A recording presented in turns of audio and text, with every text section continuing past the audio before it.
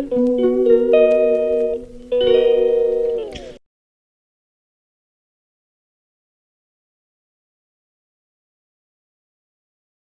Everyone, তোমরা সবাই কেমন আছো? আশা করি ভালো আছো। আমরাও খুব ভালো আছি। বড়দের প্রণাম জানিয়ে ছোটদের ভালোবাসা জানিয়ে আজকের ব্লগটা স্টার্ট করছি।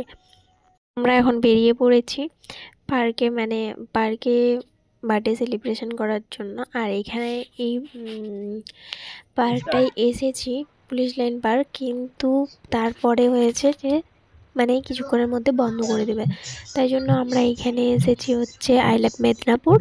আই লাভ মেদিনীপুরের এখানে রাম মন্দিরে এখানে এসেই প্রথমে একটু প্রণাম করে নিলাম রাম মন্দিরে। তারপরে এখন হচ্ছে কেক কাটবো। এই যে এটা হচ্ছে কেক। আর ওই জায়গাটায় না কোনো কিছু সোনে স্প্রে বা কোনো কিছু নোংরা করা যাবে না।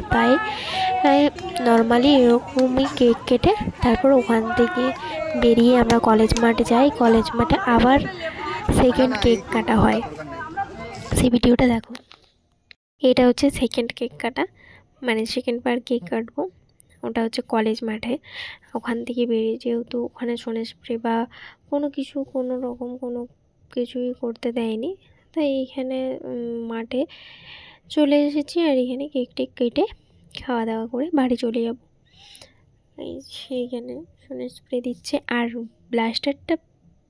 ব্লাস্টারটা ফাটানোই হয়নি, কেউ ফাটাতেই পারছিল না। তারপরে শেষে কেক কাটার শেষে একদম ব্লাস্টারটা ফাটাতে পেরেছে ফাইনালি। এখানে এই যে চেষ্টা করছে কিন্তু ফাটাতেই পারছিল না।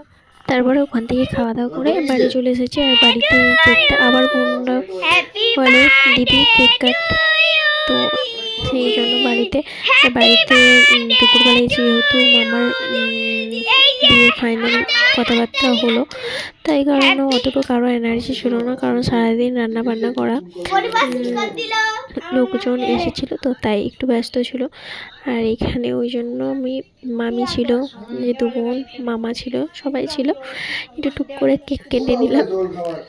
আমার ভিডিওটা এই পর্যন্ত। যদি ভালো লেগে থাকে লাইক, কমেন্ট, শেয়ার, একটা সাবস্ক্রাইব করে দেবেন।